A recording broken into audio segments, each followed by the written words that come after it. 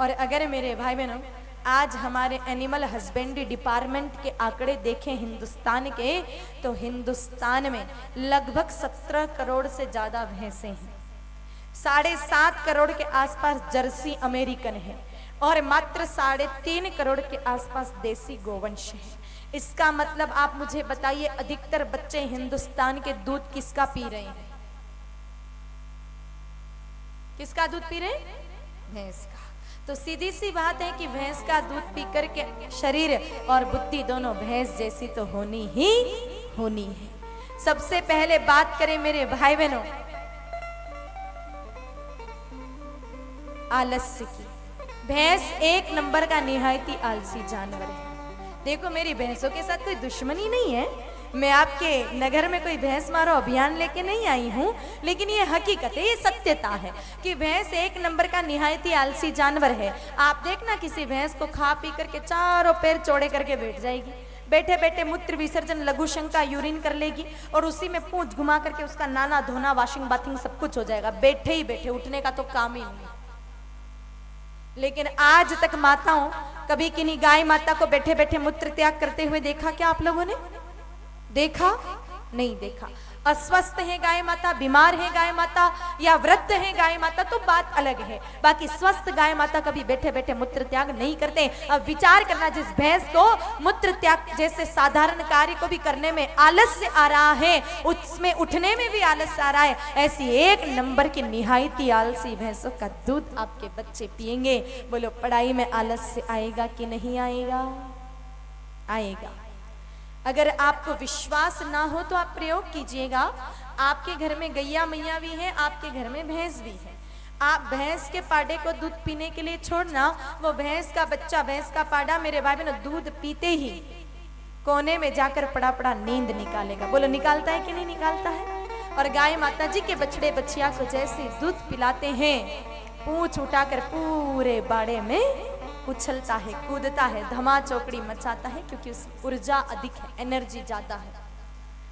और माताओं अभी भी विश्वास ना हो तो एक प्रयोग और कीजिएगा आप। अगर आपके घर पे 3 बच्चे हैं, एक को आप 6 महीने तक गाय माता का दूध पिलाना, एक को 6 महीने तक जर्सी अमेरिकन नस्ल की जो होती है गाय उसका दूध पिलाना, और एक को 6 महीने तक भैंस का दूध पिलाना।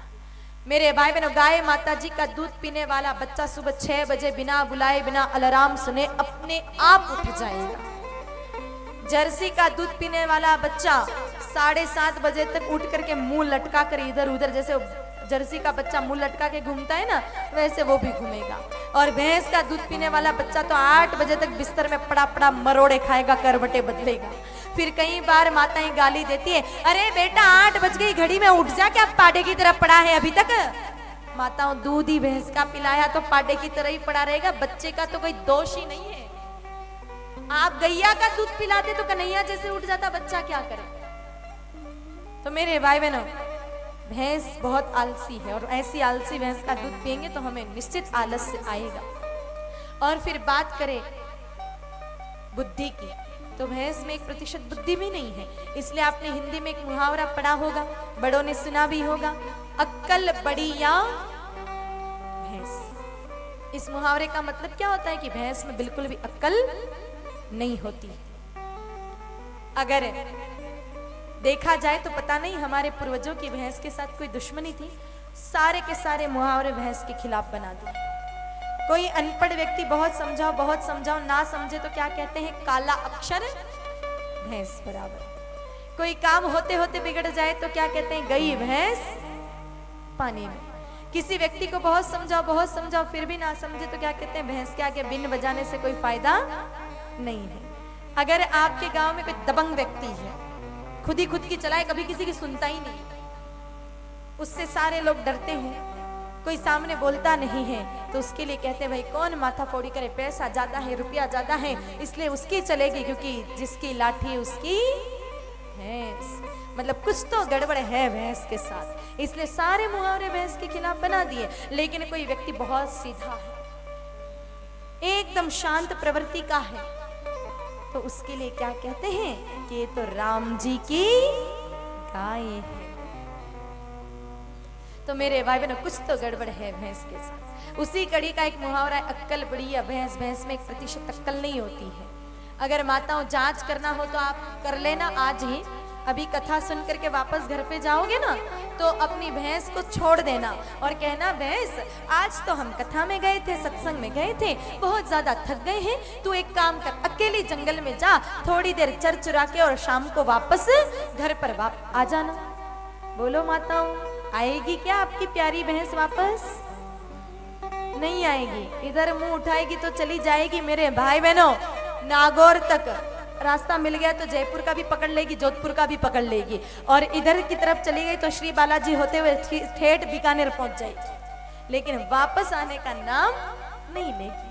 लेकिन गाय माता जी को तो आप सब लोग जानते हैं, कई सारे लोग रोज सुबह गाय माता जी को छोड़ देते हैं दूध निकालने के पश्चात, फिर दिन भर गैया मैया लोगों के डंडे खाएगी, पत्थर खाएगी, भाटे खाएगी, गालियां खाएगी, और शाम को भले खुद का पेट भरे ना भरे, लेकिन आपका पेट भरने का समय जब आए तो गैया मैया अपने आप घर पर वापस आ जाएंगी, क्योंकि उनमें इतनी बुद्धि है।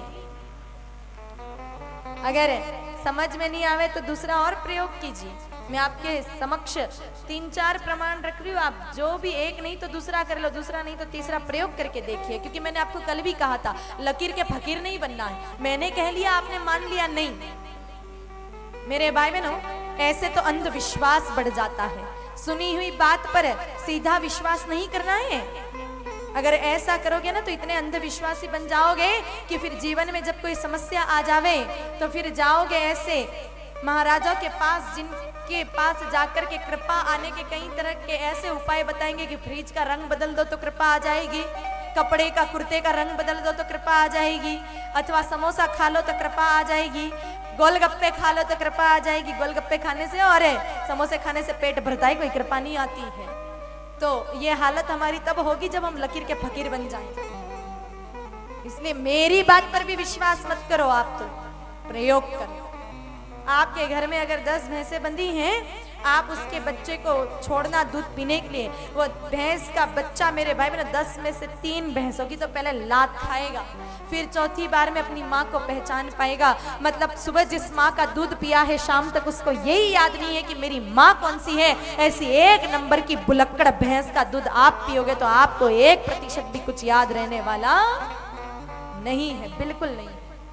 अब कई सारे लोग शहरों में भी बैठ करके कथा सुन रहे हैं तो उनके मन में एक प्रश्न उठ रहा होगा कि हम क्या प्रयोग करें, क्योंकि प्रयोग करने के लिए गैया चाहिए, भैंस चाहिए, हमारे घर में गाय माता भी नहीं है, भैंस भी नहीं है, हम क्या करें।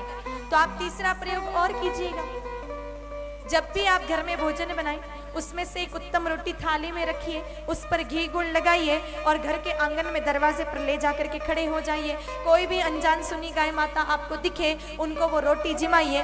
घड़ी में समय देखिएगा, गाय माता जी घड़ी बिल्कुल नहीं पहनते हैं, लेकिन फिर भी दूसरे दिन लगभग उसी समय पर वो गाय माता आपके दरवाजे पर आकर के खड़े हो जाएगी कि कल इस भक्त ने रोटी जिमाई थी, आज भी जिमाएगा। और भैंस को भले ही टोकरा भर के मेरे भाई ने लड्डू जिमा दो, फिर भी दोबारा दर्शन देने वाली नहीं है, अक्कल ही नहीं है उसमें इतनी। इसलिए वैज्ञानिक भी कहते हैं कि buffalo is a short memory patient. भैंस का जो इनबिल्ट मेमोरी सिस्टम बहुत लो जीबी का है, ऊपर से ऑटोमेटिक डिलीटेशन सिस्टम लगा रखा है। 2.5 घंटे पुरानी फाइल भैंस के दिमाग से ऑटो डिलीट हो जाती है, उसको कुछ याद ही नहीं रहता। अगर आपको ये बात और थोड़ी विस्तार से समझनी है कि गैया के दूध का और भैंस के दूध का कितना अंतर होता है, तो मुझे एक बात बताओ, गाय माता के दूध का रंग कौन सा होता है? गैया मैया के दूध का रंग कैसा होता है? पीला, है ना, हल्का पीला। और भैंस का दूध का रंग सफेद। अब भैंस के दूध का रंग सफेद है और गैया मैया के दूध का रंग पीला है, तो ये पीलापन कहां से आया? जो घास भैंस खाती है वही गैया मैया जिमते हैं। हमने कोई गैया मैया को अलग से केसर खिलाया क्या? उनको अलग से हल्दी खिलाई क्या? नहीं। या फिर गाय माता जिस घास को जिमते हैं उनको आपने पीले रंग का स्प्रे किया क्या? नहीं। जो घास भैंस खाती है वही गैया मैया जिमते, फिर उनके दूध में पीलापन कहां से आया? तो ध्यान से सुनिएगा, वैज्ञानिक कहते हैं कि गाय माता के पीठ पर उभरा हुआ शिवलिंग जैसा हिस्सा होता है, खांडोल, कुकुद हिंदी में बोले तो, अंग्रेजी समझने वाले हो तो हम्ब बोलते हैं इंग्लिश में, और अगर मारवाड़ी समझो तो थुई। हमारी भाषा में उसको कहते हैं थुई। तो उस थुई में, उस कुकुद में, उस हम्ब में सूर्य नारायण भगवान के द्वारा एक किरण मेरे भाई बहनों खिंचती। उस नाड़ी में सूर्य केतु नाम की एक नाड़ी होती है उस थुई में, जो सूर्य नारायण भगवान के सवितु नाम की किरण से तरल स्वर्ण क्षार लिक्विड गोल्ड साल्ट नाम का एक तत्व होता है, उसको खींचती है, जिससे कैरोटीन मेरे भाई बहनों दूध में होता है, और उसी कैरोटीन के माध्यम से गाय माता के दूध का रंग होता है पीला, और वही पीलापन बुद्धि को बढ़ाने का काम करता है। कभी कभी आप च्यवनप्राश भी लाते ना सर्दियों के दिनों में, सोने चांदी वाला च्यवनप्राश, लेकिन याद रखना वो च्यवनप्राश मेरे भाई बहन, उसमें जो स्वर्ण तत्व होता है वो भस्म के रूप में होता है, और आयुर्वेद कहता है कि भस्म के रूप में सोना हमारा पेट पचा नहीं सकता, लेकिन गाय माता के दूध में जो स्वर्ण तत्व है वो लिक्विड फॉर्म में यानी तरल अवस्था में है, और तरल अवस्था में जो सोना होता है वो हमारा पेट बहुत आसानी से पचा सकता है। तो मेरे भाई बहनों, यही पीलापन बुद्धि को बढ़ाने का काम करता है। इसलिए जितने भी लोग यहाँ पर बैठे हैं, आज आप संकल्प ले लें, अथवा जितने भी संस्कार के माध्यम से, धेनु के माध्यम से कथा श्रवण कर रहे हैं, वो एक बात तो आज तय कर लें कि आज के बाद हम अपने बच्चों को दूध पिलाएंगे तो किसका पिलाएंगे? किसका? किसका?